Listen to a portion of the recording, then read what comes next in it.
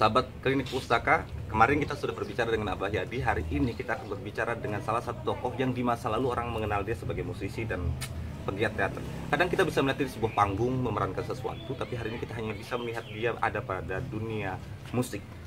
Ada Cak Wo. Apa kabar, Cak? Alhamdulillah. Sudah lama meninggalkan dunia teater? Lama banget Lama ya. banget. Lama Kenapa banget. sih ninggalin dunia teater, Cak? Ini kan ada kaitan sama musik. Sebetulnya bukan ninggalin, cuman nggak sempet. Nggak sempet ya? Iya, karena begitu ngurusin musik saja udah habis waktunya. Karena ternyata di musik ada banyak sekali teman-teman yang ingin belajar musik.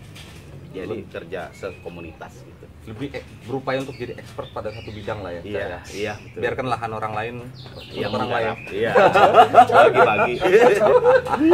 Bagi-bagi lahan. Bagi-bagi lahan lah, Cak, Bagi-bagi ya. lahan. Kemarin aku dengan Abah tuh udah ngobrol tuh, Cak, Mm-mm. soal gimana sih caranya kita untuk bisa membaca karya sastra dengan langgam yang tepat. Apalagi karya sastra itu bahasa daerah, Cak. Mm-mm. Sunda, Jawa, Lampung, Cikoneng. Iya. Ketika di lomba-lomba baca puisi, lomba-lomba baca karya sastra, itu kecenderungannya orang baca dengan cara biasa. Iya. Hulu marek antiku, Mm. demen. Nah, kesannya kan oke, Iya, iya. oke. Bahasa Jawanya gue dapet, Mm-mm. tapi feel kulturalnya nggak dapet. Iya. Nah, Iya. Cak Wo adalah orang yang berpuluh tahun ada di dunia musik, mendalam, ada di Banten dan tentu sangat tahu karakteristik Banten. Sebetulnya apa jalan yang dapat ditempuh, lorong panjang apa yang harus Godogan ditempuh? gedang. Godogan gedang dulu Godogan dari gedang. Abah Petir, dan ini juga ada kopi hitam dengan gula aren. Kopi gula aren ini aku minum tuh lebih dari 2 bungkus untuk 1 gelas tetap aman untuk lambungku yang memang punya masalah asam lambung. Balik lagi, Cak, Iya. di luar kopi dan jual Oke. gorengan. Oke. Sebetulnya lorong panjang apa yang harus ditempuh oleh kita untuk Mhm. bisa sampai pada nuansa kultural itu? Ya, itu memang apa ya? Kalau istilah gampangnya belajar nyanyi ketembangan. gitu ya. Ketembangan. Nah, kalau di Banten itu akan ada banyak, ada yang berbahasa Sunda, ada yang berbahasa Jawa itu ya. Nah, mungkin kalau misalnya karya sastra itu berbahasa daerah, apakah itu Sunda atau Jawa, kita bisa mengambil dari aspek-aspek apa namanya yang ada di teks-teks berbahasa Sunda atau bahasa Jawa Banten itu. Kalau misalnya di ke selatan itu ada apa namanya, beluk. Nggak bisa, Teh. Nah, kalau beluk kan dia harus pakai falset ya, suara cewek. Harus laki-laki, tapi pakai suara cewek. Nah, itu falset. Tetapi yang kita lihat atau yang kita garap sebenarnya nggak mesti menjadi beluk, nggak mesti menjadi falset, tetapi ambil nadanya saja. Nadanya biasanya kalau nada-nada tradisional itu cuma 5 nada, dia lebih sedikit ya. Cuma 5 nada. Cuma 5 nada, do, re, mi, sol, la, do. Kalau diterapkan di apa alat musik bunyinya da da da da da da da da da da da da da da da da. Atau do, mi, fa, sol, si, do. Ada 2 macam itu ya nada itu ya. Ada pelok, ada selendro. Yang barusan itu kita sebut selendro. Sama-sama 2 nada, ada 5 nada ya. Atau disebutnya pentatonik. Itu sebenarnya nada gamelan ya. Nada gamelan, nada angklung tradisional itu nadanya seperti itu. Nah, kemudian kalau dilagamkan menjadi apa namanya, baca puisi ya, baca naskah itu bisa pakai nada-nada tersebut. Jadi sebenarnya untuk membaca puisi atau cerpen yang berbahasa daerah itu sepertinya lebih menarik kalau kita pakai lagam-lagam itu ya, lagam-lagam pelok dan salendro gitu. Kan orang sering bilang tuh, Cak, oke, kita bisa terima obrolan ini, tapi kasih kita contoh dong. Kayak orang publik kan selalu, gimana sih kita tuh belajarnya dari dengerin gamelan atau dengerin apa, Cak? Iya. Dengan cara apa kita belajar, orang umum lah ya, untuk mempelajari itu hal termudah apa? Contohnya lagu Jawa Barat ya. Kalau lagu Jawa Barat itu yang paling banyak orang tahu itu misalnya Manuk Dadali. Atau Ya. Bubui Bulan nggak, Cak? Bubui Bulan itu sebenarnya dia udah madenda ya. Madenda itu sudah mirip dengan apa? tangga nada barat, Ah, ya, ah. do re mi fa sol la si do. Apalagi kabar-kabarnya ada kaitan dengan Rusia. Oke, kita skip dulu dah. Kita skip itu. Lanjut Cak, gimana? Jadi kalau misalnya salah satu contoh lagu, misalnya kalau lagu apa tadi, Manuk Dadali ya. Nah itu kan lagunya gembira ya. Kemudian dia berlarasnya pelog. Ya. Ya. Nah itu pelog ya. Rumusnya do mi fa sol si do ya. Do mi fa sol si do. Do mi fa sol si do itu untuk lagu Manuk Dadali. Tetapi kita bisa mengkombinasikan nada-nada itu menjadi lagu yang lain. Ya cara yang mudah ya dengan belajar alat musik, memainkan alat musik dengan nada-nada itu. Nah, itu salah satu contoh lagu lain yang apa, Salendro ya misalnya. Salendro itu salah satu contohnya lagu Cublak Cublak Suwung. Cublak Cublak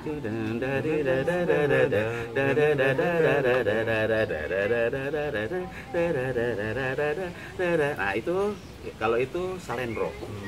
Salendro. Nah, kalau pupuh ada lagi pupuh ya. Biasanya kalau penilik penilik SD misalnya, itu kan pernah jadi apa? Kepala sekolah, pernah jadi guru SD juga. Nah, mereka punya pendidikan mempelajari atau menghafal lagu-lagu pupuh yang ada 40 itu. Mereka hafal semua. Rata-rata pupuh. hafal? Hafal. Mereka pasti hafal. Harus kita cari yang usia 60. Nah, enggak lah, 50 juga bisa. Ada juga lah. Itu penilik Banten atau dari daerah lain ke Banten? Semua di Banten juga. Oh gitu. Jawa Barat juga. Jawa Barat. Karena dulu kan masih Jawa Barat ya. Jabar lah ya. Jadi kurikulumnya mungkin pupuhnya pupuk Sunda ya. Karena pupuk Sunda dengan pupuk Jawa itu ternyata beda bunyinya. Nah, salah satu pupuh ini saya ambil ya surupan yang lainnya atau dari ada pupuh itu yang namanya istilahnya panambik ya. Panambik. Ya itu yang ini pupuhnya, kemudian ada tambahan. Nah saya ambil dari tambahannya itu, contohnya pupuk Kinanti. Kemudian saya ambil tambahannya, kemudian saya rubah sedikit, saya jadikan lagu untuk pitik tulak pitik tukung. Nah lagu pitik tulak pitik tukung itu Munawir suaranya tinggi juga ya. Munawir ya. Waktu itu Munawir memang dia tidak merokok ya. Dia baca puisinya bagus, dia, suaranya gitu loh lantang. Nah dia cocok karena stabil ya, suaranya stabil. Saya suruh dia nyanyi lagu itu, alhamdulillah dapat. Gimana Cak? Tadi saya lupa nadanya tuh. Pitik tulak, pitik tulak, pitik tukung, setulak si jabang bayi, ngadohakeun cacing raca, kawan sarapan sumingkir. Pitik tulak, pitik tukung, setulak si babang bayi, si tukung mergunggung arsa, setulak si jabang bayi. Lamun uwong gegeringan, uripe panegegerungan, mangkaniku lupa lagi. Mangkaniku dadi uwong, sehat pikiran badane, monggo gesuk.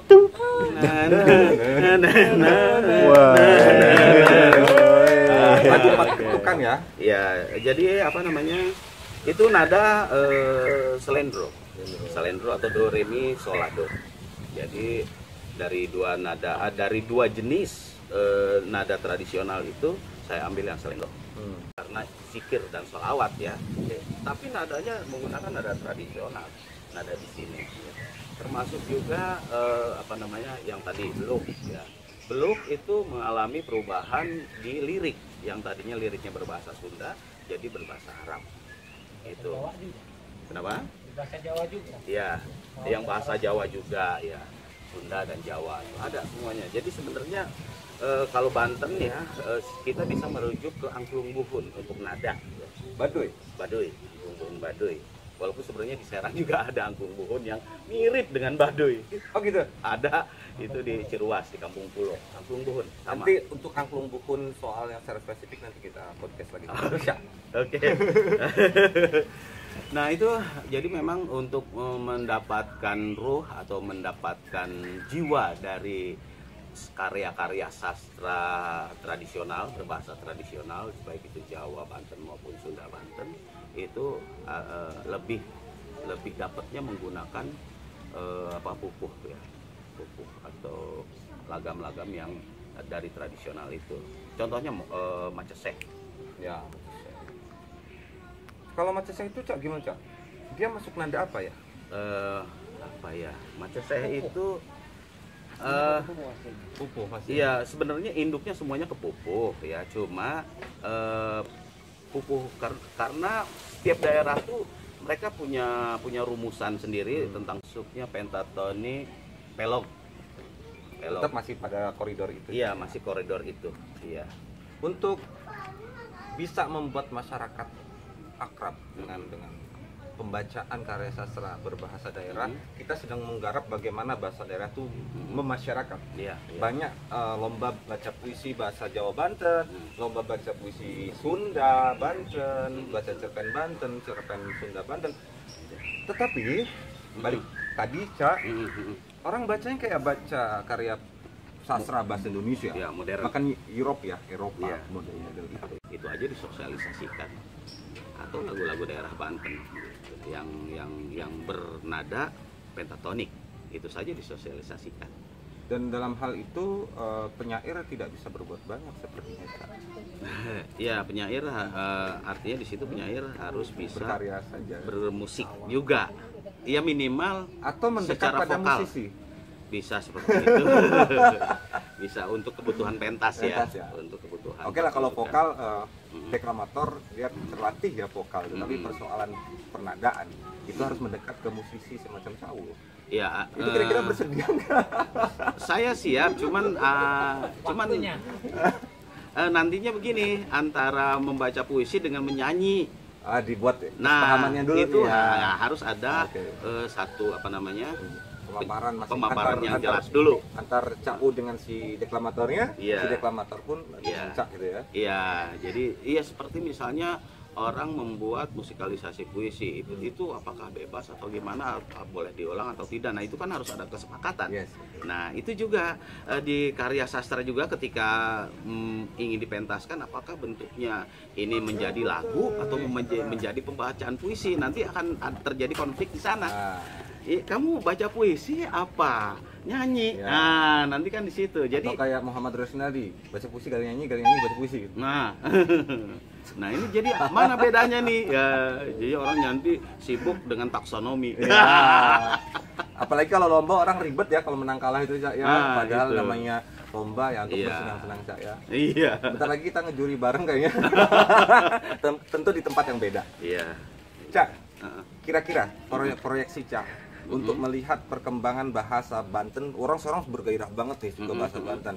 Klinik Pusaka menjadi semacam leader untuk menggerakkan posisi kodifikasi kebahasaan kita ya. Iya. Tetapi di publik itu juga di masyarakat, di tengah masyarakat banyak sekali komunitas-komunitas bahasa Jawa Banten. Iya. Ada Serang, ada Cilegon yang lagi booming dua ini. Kemudian ada Sunda agak masih ketar-ketir posisi para aktivisnya, tetapi pada posisi ini pandangan Cawu kira-kira karya sastra daerah Banten dalam perspektif berbahasa daerah Banten termasuk Lampung Cikoneng kedepannya akan seperti apa? Menurut saya itu bisa melalui pendekatan musik. Karena pendekatan musik itu sifatnya dia tidak hanya secara teks tetapi juga secara audio. Ya. Jadi ingatannya double. Jadi ke depan kalau ingin mensosialisasikan bahasa pakai lagu. Nah itu kan metode seperti itu kan sudah dilakukan sejak lama. Leluhur-leluhur kita Iya. ya. Nah, dom dulu macam. Iya, dengan lagu sampai sekarang anak-anak sekolah menghafalkan salawat, menghafalkan alfiyah segala macam itu dengan lagu. Nah, ternyata lebih mudah dengan lagu itu. Nah itu bisa dilakukan untuk pengembangan atau penyebar luasan bahasa daerah. Berarti di sini aspek yang harus betul-betul dipikirkan bukan soal satu elemen saja ya. Iya, semua. Klinik pusaka dengan penelitiannya, sastrawan dengan karya sastranya, musisi dengan karya musiknya, Iya. itu semua bergabung untuk menciptakan sesuatu yang solid di masa depan. Ya itulah sifat dari kebudayaan itu, dia sebenarnya tidak bisa dipilah-pilah. Iya, benar. Ya, jadi Itu kenapa harus- keluar dari dunia perteateran kan terlalu semua masuk situ. kalau nanti yang lain nggak bagian kalau saya masuk situ juga. Iya, udah main teater, main film juga. Tapi kalau main film beliau masih itu mungkin beda lah ya, membantu anak-anaknya, membantu adanya ya. Iya, Support sifatnya aja ya. Iya, sifatnya support. Oke Cak, Oke. ini obrolan yang keren banget. Kita harap di masa depan ini direspon, kita juga jiwanya terbuka untuk bareng-bareng. Iya. Karena kesenian kalau masing-masing saling nutup pintu, malah kita nggak akan bisa gerak. Closing statement Cak, penutup pertemuan kita petang ini. Jadi menurut saya, karena kebudayaan itu adalah suatu persembahan atau apa yang sudah kita lakukan sehari-hari adalah kebudayaan. Jadi sebenarnya karena kebudayaan itu adalah kehidupan sehari-hari itu sebagai ibadah, maka kebudayaan juga adalah ibadah. Kalau kita menjalankan segala sesuatu sehari-hari kita sebagai ibadah, apa yang kita lakukan berbasis kebudayaan juga ibadah. Kebersamaan kita sebagai para pegiat budaya juga satu ibadah. Teman-teman Klinik Pusaka, ini pertemuan yang luar biasa banget, petang yang sangat indah bersama kopi Abah Petir tentunya, kopi yang akan aman untuk teman-teman yang punya penyakit lambung seperti saya, itu aman banget. Saya udah ngopi 4 saset 2 gelas. Sekali lagi 1 gelas semakinnya 2 saset. Sampai jumpa pada pertemuan berikutnya, obrolan yang keren-keren lainnya dengan para tokoh-tokoh Banten yang lainnya. Kita akan berbicara mengenai sesuatu yang mungkin bagi teman-teman asing, tapi kami datang untuk mengakrabkan kepada Anda. Salam. Salam SCTV. Kurang pepek.